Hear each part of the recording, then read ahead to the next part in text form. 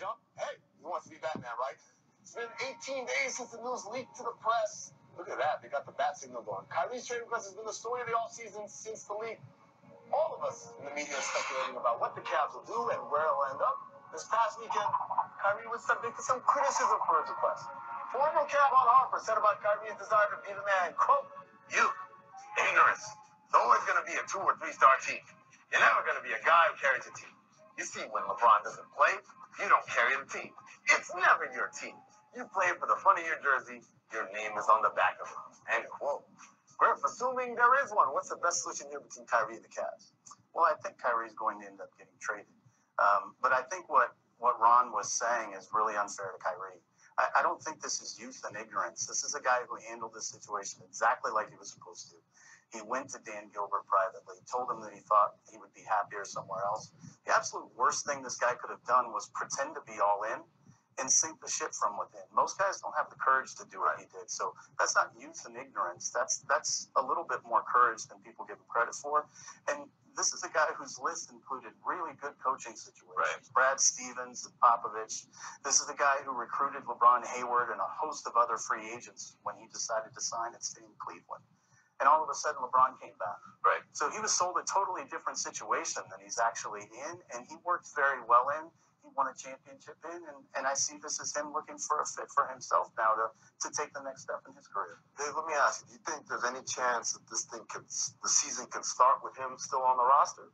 So I used to believe that because of the sheer amount of success they had together as a group. It's like, okay, we can get past this and just think about that. But there's no time for reconciliation because of LeBron's contract situation. There won't be a meeting of the minds, in my opinion. Now, LeBron's camp has led me to believe that LeBron is open to playing with Kyrie if it comes to that, but that could be just a situation where, say, they make a trade with Minnesota and they want to get Jeff Teague back, the deal can happen until December 15th. For both sides, they should move on because the Cavs, probably any of the deals we discussed, it gets them back to the NBA Finals. So if you can stay that level and you're not dealing with the cloud of discomfort that Kyrie has right now, both sides are better off. When pursuing a championship, you're either all the way in or you're all the way out. There's no in between. So this is a situation where if they know they're going to be better off apart, they need to get there and get there as quickly as they can. So, Griff, when I asked you what's next for you, you talked about growth and fulfillment. Mm-hmm. Is this what Kyrie's searching for himself? Because people say, well, you're going to the finals every year. Is he searching for what is my peak, pretty much? Yeah, I mean, I think this is a guy who wants to know how good he can be. And, Dave, you know this as well as anybody. LeBron casts a very large shadow over an organization, and most of it is really, really positive. I mean, you're expected to win a championship, by way of example. But what that doesn't always allow is for a player like Kyrie to test his boundaries a little bit and see how good he can really be. And can I actually be the front man of a team like that? And again, the teams on his list, Gordon Hayward in Boston and Kawhi Leonard in San Antonio. Right. He would be accompanying other great players. It's not like he's asking to go lead a ragtag bunch. Right. He just wanted to put himself in a position, I think, where he could find out exactly what he has as a 25-year-old entering his prime. And I think there's less of the pressure of I'm playing alongside an all-time great. Right. And I'm preserving that legacy and I am adding to that legacy versus I'm just playing with some great players who enjoy the game, are contemporaries of mine, and we can see what we can do together. So, Griff, I'm going to ask you a tough question here. So one of the things that Ron Harper brought up that, I don't say I agree with a lot of it, but there's a question there that he asked that I think is a really good question, which is, we all recognize the talent that Kyrie is. Why is it when LeBron doesn't play, the Cavs perform so poorly? And it's one thing to say, well, it's because it's built around LeBron, but shouldn't a player of Kyrie's caliber at least be able to break even and tread water? There are always large minuses in the net ratings when he's off the floor. They're 4-22, was it, Dave? Yeah, over the last 3 years. Something that the record when he doesn't play. What do you attribute that to? Well, I think that's fair criticism for one. I don't think he's figured out how to carry the mantle of a team and actually win games in that environment. None of the players on that team had learned how to do it before LeBron got there. Right. That didn't grow organically. They didn't learn how to win together. What we did was we flipped the switch. And it's very difficult to be all about one thing, have that thing be out of a game, by way of example, in the LeBron situation, and then all of a sudden know how to do it without him. I think everything was geared towards him to a degree, and not so much that he couldn't have carried the load. I think he probably didn't have enough expectation of himself to do it because everybody just assumed, well, if we lose this one, it's okay. Right. And that's really my fault. I think we had to do a better job of calibrating everybody towards when LeBron's not out of the game, that's opportunity for you. And we need to grow and evolve, and we didn't do that one. Well, how do you balance that? How do you balance the goal of winning a championship right now versus the, I guess you call the personal development of the other guys on the roster? Well, I mean, I think, again, you can do those things if when LeBron's sitting out, you have a whole nother game plan. And what that is we're going to develop X, Y, Z tonight. This is an opportunity to get better at something specific. And again, I don't think I drove that very well, and I don't think we did that in a good enough way. At the same time, though, you prioritized what really mattered, which was health in the postseason. And there was the idea of building rest for not only LeBron, but Kyrie is also, being his injury history. So I take you off the hook a little bit there because there was a clear vision being presented. And the shrapnel was, okay, we lose some regular season games. Sure, no, I mean, we knew we were going to rest people, and everybody knew that there was going to be a game plan. But what we were doing during that period of time probably could have been more clearly enunciated, and I think we could have gotten more out of that. One more answer for both of you guys. Early August, where does he land? Minnesota, I think, would be the best deal the Cavs could get if they get Wiggins. I don't No, know. look at this guy. Oh, we got to break him of those. So he brought up a lot of key elements in that conversation. I like the fact that Griff decided to not totally blame LeBron, but give you guys some clarity on the fact that this is a guy that changed the league for them. They changed everything for LeBron James. And now that the player wasn't in there anymore, when LeBron's not in the game, you just can't switch and everything's just going to work out. Like, oh, okay, he ain't in there, let's go. All these offensive sets are designed around LeBron's comfort. All the players that they got are guys who are not moving. They stay isolated in spots like robots and set picks and screens for LeBron. Now, when Kyrie is in there or somebody, they got to come in there. They're not geared to working around how Kyrie wants to do something, or they never practiced it. Everything was built around LeBron James. So that's just for the fans who didn't understand as far as their role.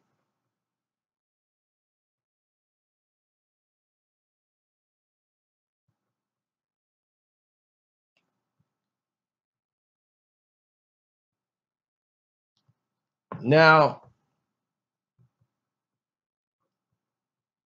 let's see.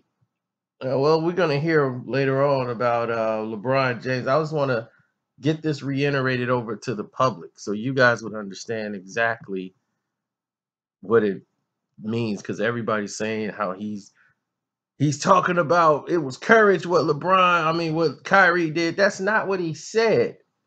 He just said he was disagreeing with Ron Harper and just saying he actually believed he showed a lot of courage in what he did instead of ignorance. He didn't really take a side, I don't think, on this whole matter. I think he spoke the most truthfully, honest answers I've ever heard in my life. He's speaking direct about, look, it's not all one guy's fault. And that's the truth. You guys get so caught in the fascination of what about LeBron and what about you either with LeBron or you with Kyrie Irving. And that's just not good because it's more to it than that. It's layered. It's like a cake. There's layers. One fall, then the whole cake gonna fall. So if Kyrie's not happy there, for him to leave and ask for a trade, he did it the right way. You go talk to the owner. He didn't go to the press. He didn't drop anything on Twitter. He didn't say anything.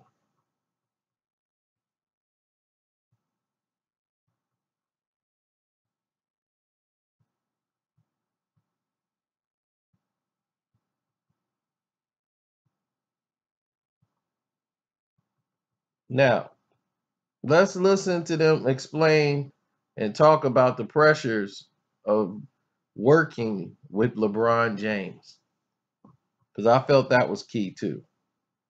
So that you can understand what it's like being a GM to a guy who basically wants to run the doggone whole team. He did a good job explaining it.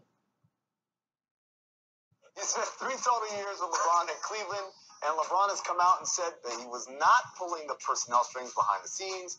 A lot of skeptics did not believe him, but you have this interesting quote in January saying, "You're basically charged with the legacy of Babe Ruth." Now, for his part, LeBron tweeted this after your departure, quote, "If no one appreciated you, Griff, I did, and hopefully all the people of Cleveland. Thanks for what you did for the team for 3 years. We got us one," and then there's a little trophy there. So let me ask you, Griff, what was the pressure like being the GM of LeBron James? So it wasn't about being the GM for LeBron. It was really about being the GM for the Cavaliers. I mean, it's a team that had a very clear goal set. Dan Gilbert likes to say nothing clarifies like clarity. We existed to win championships. And when LeBron is on your team, the perception is you're already in the finals. And if you're any good at what I do, you have to win.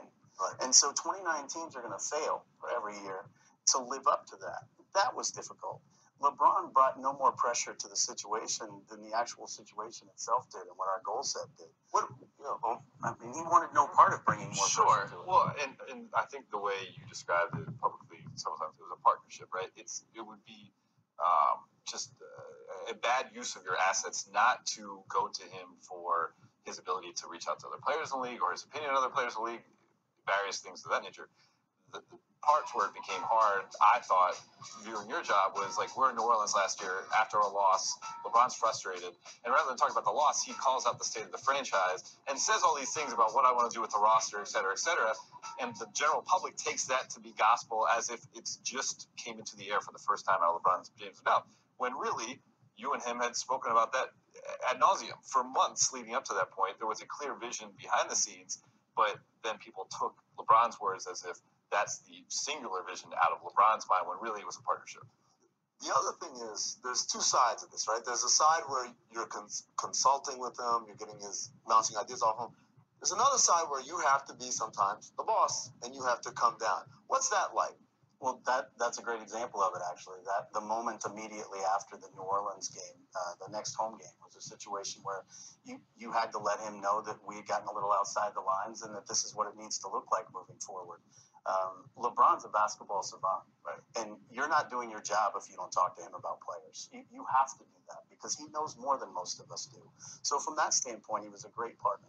But what happened after that New Orleans game had nothing to do with what he actually talked about at that given time, because we've been talking all season long about the need to have a backup point guard. We lost that New Orleans game because we didn't guard anybody. And so what I talked to him about was, let's just make the main thing the main thing. And he's very, the one thing about LeBron that's really important, he's incredibly coachable. And he wants to do the right thing to win above all else. So, yeah, right. And I mean, again, LeBron can't be the GM if he literally has someone in David Griffin's position having those conversations with him. Like, that only proves that you need to have someone with the clout and the perspective and the self-confidence in that gig to deal with a player like LeBron who has all those things as well. Well, and he absolutely, to be clear, does not want to coach. He doesn't want to be the GM. This is a guy trying to win championships. Right. Being a full-time MVP caliber player is a job in and of itself. He doesn't want to be Doc Rivers. Exactly. I think it's perception more than reality. It's a tough job, man. That's why the thing that people don't get is there's so much. It's not just roll the ball out and all right, bring us Darren Williams. Right? And there's a lot that goes into all of this, and whether it's the coaching, whether it's the front office work, or as you said, whether it's being an MVP candidate, you don't have a lot of mental energy to devote to the other stuff. So I'll set out a goal. I don't care what goal you set out, bum. Listen, I'm just saying, for all the marbles, and I'm gonna sum this up because they pretty much done it all. Ain't nothing for me to say. He's just being nice to say LeBron was a pain in the butt, but he liked working with LeBron James. Who wouldn't? You go into the finals, you got your championship. But overall, Kyrie Irving is not the villain because he asked for a trade. It's his God-given right. Peace. Kyrie Irving.